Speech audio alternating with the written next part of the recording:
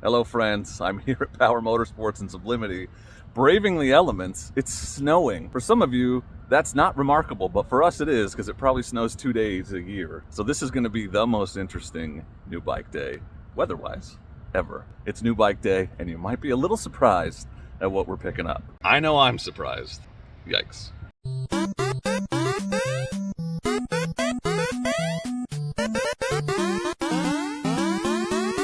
So no surprise at all, here's Matt. But Matt, we are picking up something surprising today. As an avowed KTM hater, what am I buying? New 790 Adventure. Lightweight, small, compact, go everywhere. I gotta quit letting Matt talk me into doing test rides, because this is the second time I've come in, test rode something that I had no intention of buying, and bought it a week later. The bastard. Why wouldn't you? I know. So come see Matt here at Power, but don't if you're not serious about buying, because he'll work his siren song and the next thing you know, you're sitting at his desk signing papers. Thanks, man. Look at the service. Look at the service. Unbelievable service. Just a rainy day at Power. Yes. We're always ready. Freaking cold, too. Well, there she is. It is freezing. This is like borderline freezing rain, so we're gonna finish this video at the house. I gotta get home. This weather sucks. Made it home safely, and I can already hear the comments. Oh, you're such a sellout. Oh, I thought you were a Japanese motorcycle fanboy. Oh, blah, blah, blah, blah, drinking the orange Kool-Aid. I just want to say, like, I am not a sellout, okay? There's absolutely no evidence of me being a sellout whatsoever, and as far as drinking the orange Kool-Aid, there is no way that is ever going to happen. That's not who I am. It's never going to be who I am. And those of you that don't have enough faith in me to realize that need to just open your eyes and look at the evidence in front of you. Did I go out and spend 60 bucks on KTM gear to make one joke in the video? Yeah, I did. The hat's actually kind of comfortable though. I'm not going to wear the neck gaiter all day. Anyway, the real question here is, why did I buy a KTM 790 Adventure, particularly considering my history of disparaging the brand and discussing my bad experiences riding with people on KTM bikes? Okay, I'm going to take this off because no one's going to be able to take me seriously with this. I'm keeping the hat though because it's actually kind of comfortable. Anyway, why did I go out and buy a KTM 790 Adventure? Why did I spend my own money on a bike that comes from a brand that I don't really even like that much? And double why did I buy a Chinese manufactured KTM and bring it home to my garage? There's two answers to that. One, I talk a lot of crap about KTM, but it's all based on hearsay, secondhand experiences. I've never actually owned one. And so if I want to continue to be able to express a negative opinion about a brand, it just doesn't make sense for me as a semi-objective, semi-journalist. I don't even know if that's true. As a person who reviews motorcycles, to not actually get some experience with the ownership experience of said motorcycle. Now, the difference in what I'm doing and what a lot of the other reviews and long-term tests that you've seen on the internet is I am actively rooting for this motorcycle to fail. So my bias is right there out in front of you. Now, am I going to lie or exaggerate what's happening with it? No. Am I going to faithfully report every single issue I have? Absolutely. Because I'd love to be proven right.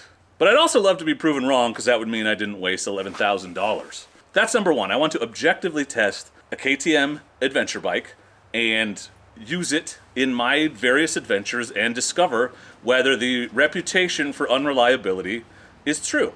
So we'll see what kind of issues I have.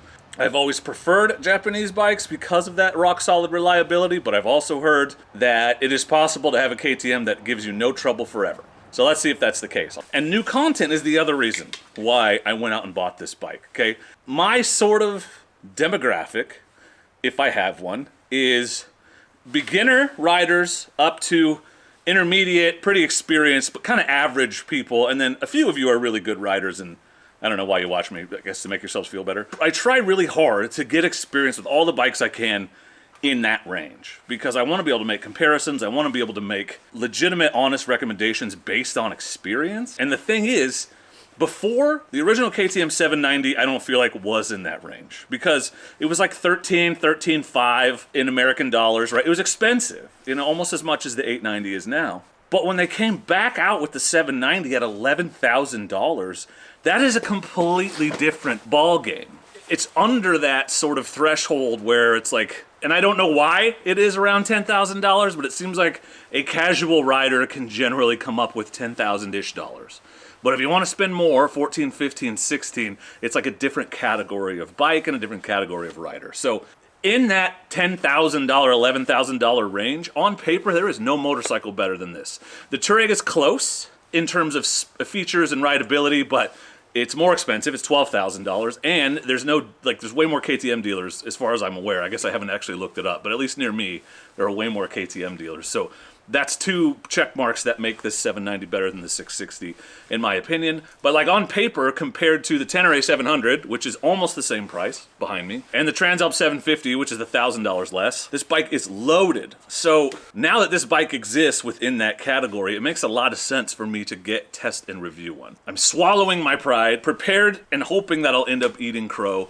And I went out and bought a bike from a brand that I have not really been a fan of in the past. So we'll see if I get indoctrinated, radicalized, if it were. I think it's a different perspective on the review and the long-term test, because whenever I watch a long-term review or test of a KTM, it's always a KTM dude or KTM person. I never see one that's like a skeptic or like someone that likes all kinds of bikes. It seems like, and you know, I'm generalizing here, which is what we do as human beings, but it seems like when people start getting into the KTMs, they get into the KTMs and there's nothing else that is even close for them. And maybe there's a reason for that, maybe there isn't, but that's not who I am, at least right now, and that's not the perspective from which I'll be approaching this review and this long-term test. So it's a skeptic's long-term test of a KTM. You probably saw the title of this video and probably picked that up. And really the third reason, I said there was only two, but it's like 2.5, is that they're just really fun. It's just a really fun bike. And this is the base model. It's got the lower quality suspension that's not adjustable, you know, a little bit less horsepower, which I think, honestly, it's got the perfect amount of usable horsepower for off-road.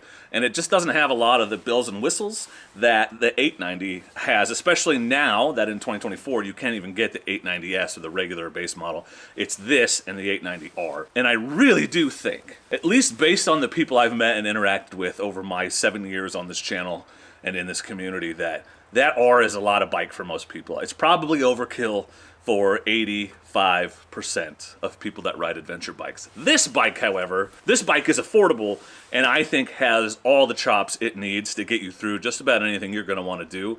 Great on the road and off, so we'll see. None of that matters if it doesn't keep running, but we'll see what the issues are.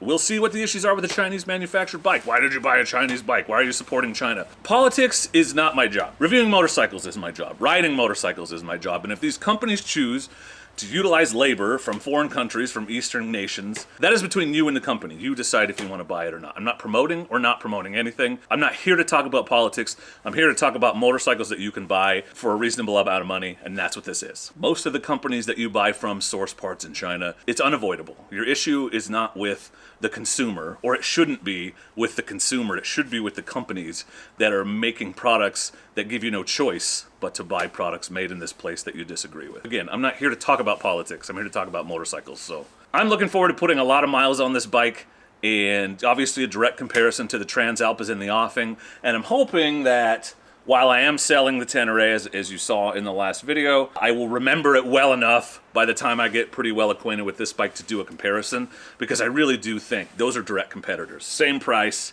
They're going after the same people. You know, it'd be interesting to talk about the experience of owning both side by side. So I hope you're excited, or at least interested in my experiences with the 790 here. I'm stoked that it's here. I think this black looks incredibly sick. I'm glad they had a black and not just a white. And you know, I'm excited to see what happens. I will tell you this, I have full roadside assistance with trip interruption on this. I check both of those boxes because I just know in my heart it's gonna leave me stranded somewhere. I hope that doesn't happen, but if it does, I'm ready. Let's get out there and find out. So let me know what you think about the 790 Adventure in the comments. Are you surprised that I broke my own rules and got one of these? I did it for you. That's all I want you to know. Let me know in the comments. But for now, and as always, I just want to say thank you very much for watching, and please do not forget to be excellent to each other. Thank you. Excellent! It's worth mentioning that I went to Oregon State University and our colors are orange and black, so that could be why I find the design aesthetics of this bike appealing. Not the front end, it's ugly, but the colors are cool.